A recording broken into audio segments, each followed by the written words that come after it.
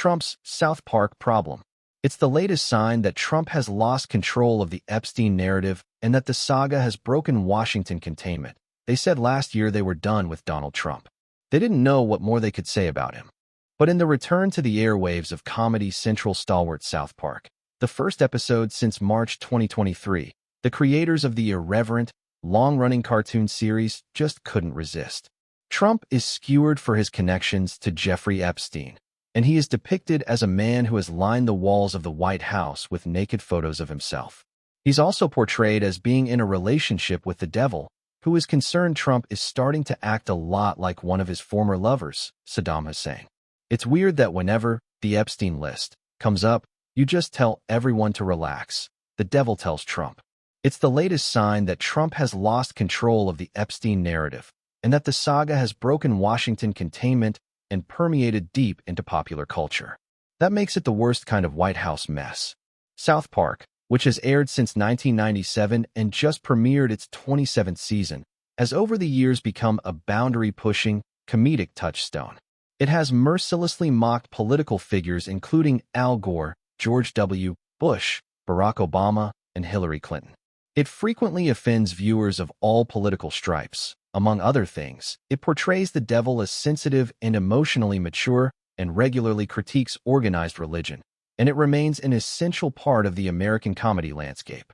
Its creators, Matt Stone and Trey Parker, just signed a 5-year deal with Paramount reportedly worth $1.5 billion. The show, which isn't explicitly ideological and is more anti-establishment in tone, often delighting in puncturing political correctness, has gone after Trump before, but not so clearly or directly. Its latest attack on the president puts it in the company of many other comedians or online influencers who have been teeing off on Trump over Epstein in recent weeks. Prima facie evidence that Trump has misread the priorities of the young men who powered him back into office.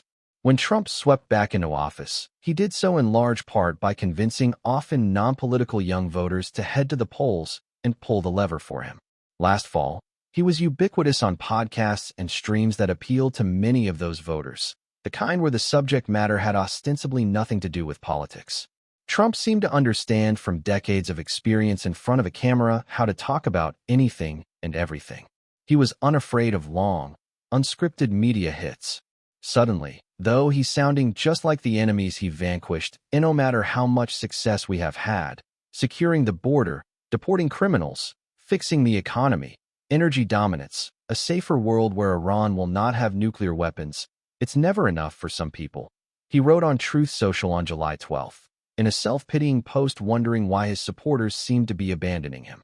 Almost overnight, Trump seemed to lose sight of why he was popular with this demographic in the first place. His straight talk, his ability to call out bullshit, his willingness to pontificate on almost anything, his promises to pull back the curtain on Washington and stick it to a government that always seemed to be hiding something.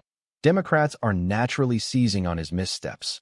But the real problem is the issue has extended far beyond the DC universe, where it is animating those whose comprehension of the government is marked by vague distrust. The Epstein affair is now a cultural phenomenon rather than purely politic.